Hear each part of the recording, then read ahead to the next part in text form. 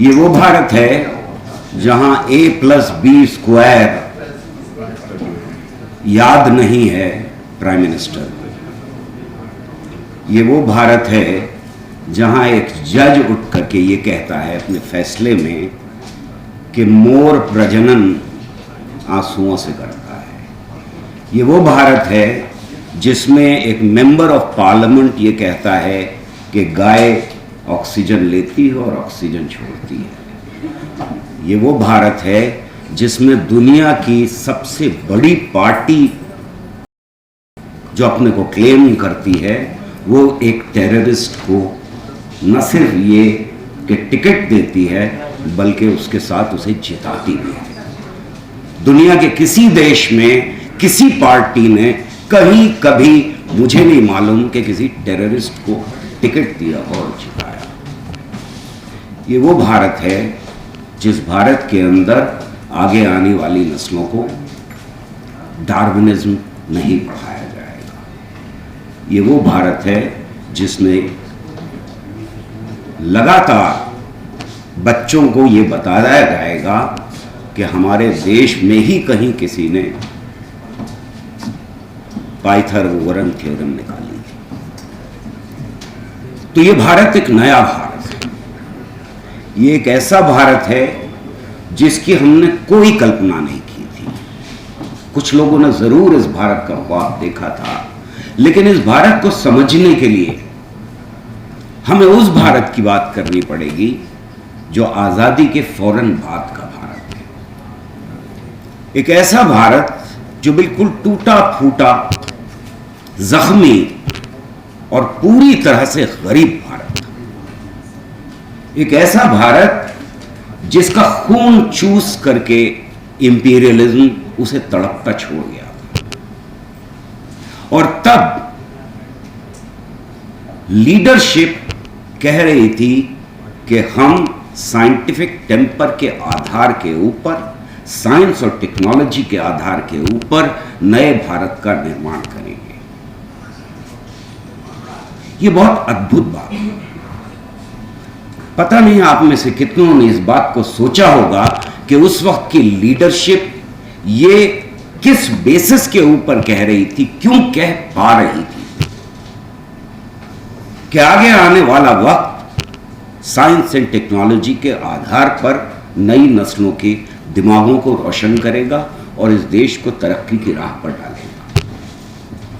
दोस्तों, ये इसलिए कह पा रहे थे, वो कहीं आसमान से नहीं टपके थे। नेहरू हो, गांधी हो, पटेल हो, मौलाना आजाद हो, आप कोई नाम ले लीजिए, वो आसमान से टपके हुए लोग नहीं थे। और वो साइंटिस्ट भी नहीं थे, वो वैज्ञानिक हरगिज नहीं थे, वो पॉलिटिशियन थे और थ्रू एंड थ्रू पॉलिटिशियन थे। जिस आदमी ने साइंटिफिक टेम्पर हिंदुस्तान में बात की लगातार, उस आदमी ने कभी जिंदगी में ट्राइपॉस किया था जिसमें फिजिक्स, केमिस्ट्री, मैथमेटिक्स पढ़ी। वो भी मारे माने, क्योंकि बाप का ये ख्वाब था कि वो एडमिनिस्ट्रेटिव सर्विसेज में जाए और उसके बाद का दौर जो है बदलाव आ गया, उन्हें पसंद नहीं आई और उन्होंने वकील बनना पसंद किया। तो ये साइंटिस्ट नहीं थे। गांधी को कोई साइंटिस्ट नहीं कह सकता, पटेल को कोई साइंटिस्ट नहीं कह सकता, मौलाना आजाद को कोई साइंटिस्ट नहीं कह सकता। अगर ये बातें सिर्फ साइंटिफिक कम्युनिटी कर रही होती तो समझ में आता भाई कि साइंटिस्ट साइंस की बात कर रहे हैं, ठीक है, यहां गौर रजा आ गए, साइंस की बात कर रहे हैं। मैं अलका जी से ये एक्सपेक्ट नहीं करता कि वो साइंस की बात कर रही हैं। तो ये लोग कैसे साइंस की बात कर रहे हैं? ये अद्भुत चीज है। उस किताब में जो नेहरू लिखते हैं वो हिस्ट्री की किताब है और वहां 10 पेजेस वो डिवोट करते हैं साइंस एंड टेक्नोलॉजी और साइंटिफिक टेम्पर।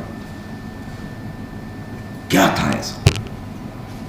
अगर कुछ था तो ये था कि फ्रीडम मूवमेंट के दौरान बेहतरीन दिमागों के साथ ये परवरिश पा रहे थे। गांधी की, नेहरू की, पटेल की, आजाद की और जितने भी नाम हैं, वो परवरिश उनकी हो रही थी हिंदुस्तान के ही नहीं बल्कि दुनिया के बेहतरीन दिमागों में।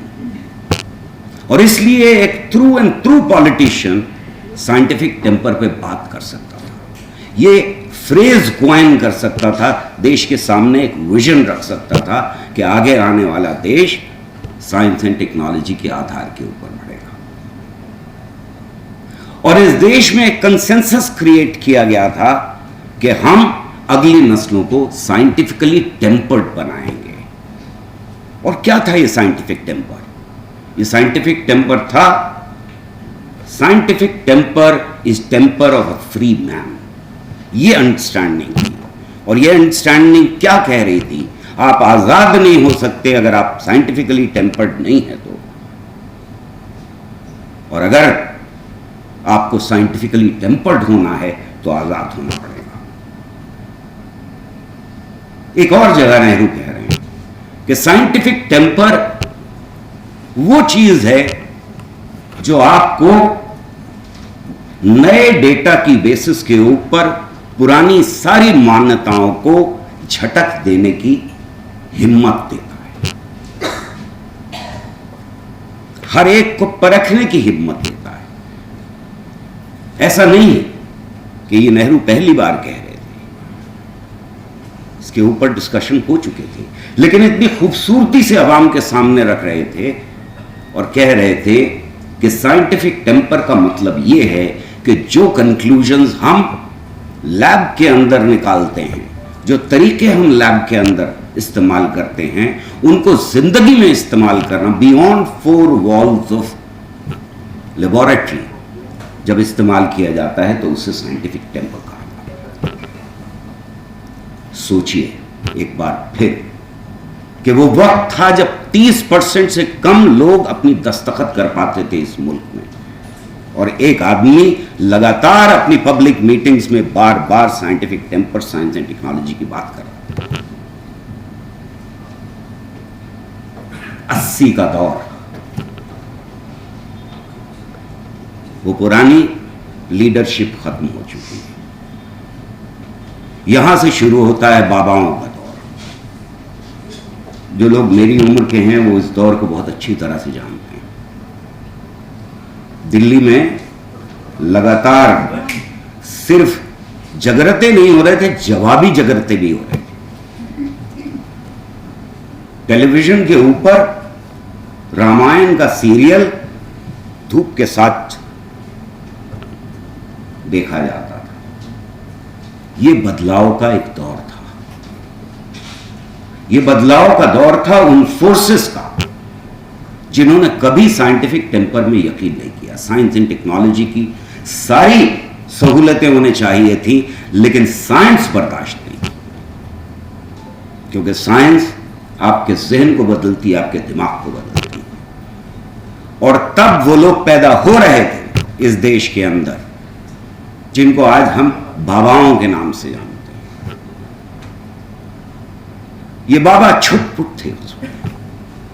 आज इनमें से 10 बड़े बाबा ऐसे हैं जिनका टर्नओवर ईयरली किसी भी साइंटिफिक इंस्टीट्यूशन से ज्यादा है। वो इंडिपेंडेंटली चांद के ऊपर जाने के लिए जो बजट है हमारा, वो लॉन्च कर सकते हैं। हम यहां पहुंच गए। पर सिर्फ यही नहीं हो रहा था। ये बलात्कारी बाबा, ये ऐसे बाबा फैक्ट्री बना रहे थे जिसका प्रोडक्ट बाहर जा रहा था, और वो प्रोडक्ट था मिथ्स एंड सुपरस्टिशन। उसका एक मार्केट था इस देश के अंदर जिसको वो ग्रैब कर रहे थे, जो मानसिकता बदलने वाला प्रोडक्ट था। और ये मानसिकता धीरे धीरे बदल रही। हमने शायद कहीं चूक कर दी। हमने वो ख्वाब साइंस टेक्नोलॉजी साइंटिफिक टेम्पर का ख्वाब छोड़ दिया। और ये बाबा जो सड़क के किनारे कभी तोते को लेकर के लोगों के भविष्य को बताते थे, वो जहाजों में उड़ने लगे। पर सिर्फ ये नहीं हो रहा था, कुछ और भी हो रहा था। एक पॉलिटिकल लीडरशिप उभर रही थी जो इन बाबाओं के पैर छू करके उभर रही थी। आजादी के दौर में पॉलिटिकल लीडरशिप दुनिया के बेहतरीन दिमागों के साथ परवरिश पा रही थी, और यहां ये पॉलिटिकल लीडरशिप बाबाओं के पैर छू करके परवरिश पा रही थी, उनके आश्रमों में बड़ी हो रही थी। हमें मालूम है कि खास तौर से बीजेपी के सारे लीडर्स, हम सब देख चुके हैं उनके क्लिप्स जो सर्कुलेट होते रहे हैं कि उन्होंने किस तरह से बाबाओं के कब कब पैर छुए, और उनमें से कई बाबा आज भी जेल में हैं। तो एक तरफ ये माफिया था जो पॉलिटिकल लीडरशिप की सूरत में ऊपर उभर रहा था, और दूसरी तरफ बाबा थे। इनके बीच में एक नाजायज गठबंधन हमें दिखाई देता है। 2014 के बाद यह पॉलिटिकल लीडरशिप इस देश के ऊपर कब्जा कर लेती है। क्या एक्सपेक्ट करते हैं आप इस पॉलिटिकल लीडरशिप से? ये नेहरू की तरह किताब लिखें, ये गांधी की तरह से अपने मेमोइर्स लिखेंगे? ये तो पढ़ भी नहीं सकते उस किताब, क्योंकि इनकी पैदाइश तो बाबाओं के आश्रमों में हुई है, उन जाहिलों के बीच में हुई हैं जो सबसे ज्यादा इस समाज के घिनौने तबके से निकल करके आए हैं। और इसी बीच, जिसका जिक्र बहुत विस्तार से किया तुमने, इस नेक्सस में जुड़ने वाला क्रोनी कैपिटल भी था। आज इस देश के अंदर ये नेक्सस मौजूद है, बाबाओं के पॉलिटिकल लीडरशिप के और क्रोनी कैपिटल के बीच में। मेरे ख्याल में हमारी लड़ाई मुश्किल लड़ाई है, लेकिन उतनी मुश्किल नहीं है जितनी हमारे पूर्वजों ने लड़ी थी अंग्रेजों के खिलाफ, जिनका सूरज नहीं डूबा करता था। मुझे पूरी तरह से यकीन है कि नई नस्लें इस लड़ाई को न सिर्फ लड़ेंगी बल्कि जीतेंगी भी। एक बात मैं यहां प्रेस क्लब में हूं और कहना चाहता हूं, और वो ये है कि जब फैशिज्म आता है तो हम एक पुर्जा बन जाते हैं, एक इंडिविजुअल शहरी एक पुर्जा बन जाता है जो हमें सामने होता हुआ दिखाई देता है। और वो पुर्जा इस तरह से बन जाता है कि जब आप किसी चैनल को ज्वाइन करते हैं और फिर किसी गौहर रदा के घर आते हैं, आपका इंटरव्यू चाहिए, और जब वो गौहर रदा आपसे पूछते हैं कि इतना जहर क्यों फैला रही है तुम्हारी चैनल, तो आप कहते हैं कि मैं तो क्या कर सकता हूं, मैं तो इंडिविजुअल हूं साहब, मैं तो नौकरी कर रहा हूं। तो आप जब नौकरी कर रहे होते हैं तो अपने खानदान के लिए, अपने बच्चों के भविष्य के लिए कर रहे होते हैं, पर आप उस चैनल पे अपने बच्चों का भविष्य बर्बाद करने का काम कर रहे होते हैं।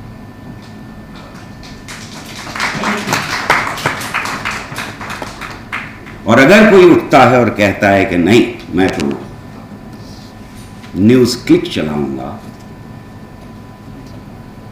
उसे जब जेल में भेजा जाता है, जब सुहेल हाशमी के घर के ऊपर सुबह 6 बजे रेड किया जाता है और आप उनके साथ नहीं खड़े होते, तो आप अपनी अगली नस्ल को बर्बाद करने की तरफ लगातार कदम बढ़ा रहे हैं। हमने इमरजेंसी का दौर देखा है, उस वक्त उम्मीद थी लड़ेंगे और जीतेंगे। आज बहुत सारे ऐसे लोग जो उस वक्त खड़े होने को तैयार थे, उन जैसे लोग मुझे कॉम्प्रोमाइज करते हुए भी दिखाई दे रहे हैं। लेकिन मेरा इस उम्र में हौसला बढ़ जाता है जब मैं जंतर मंतर पे नई नस्ल को देखता हूं कि उनकी आंखों में वही चमक है जो हमने इमरजेंसी के दौरान देखी थी। तब मैं समझता हूं कि देश का भविष्य सुरक्षित है। जब प्रेस क्लब भर जाता है उसी दिन 4 बजे, तो मुझे लगता है कि देश का भविष्य सुरक्षित है।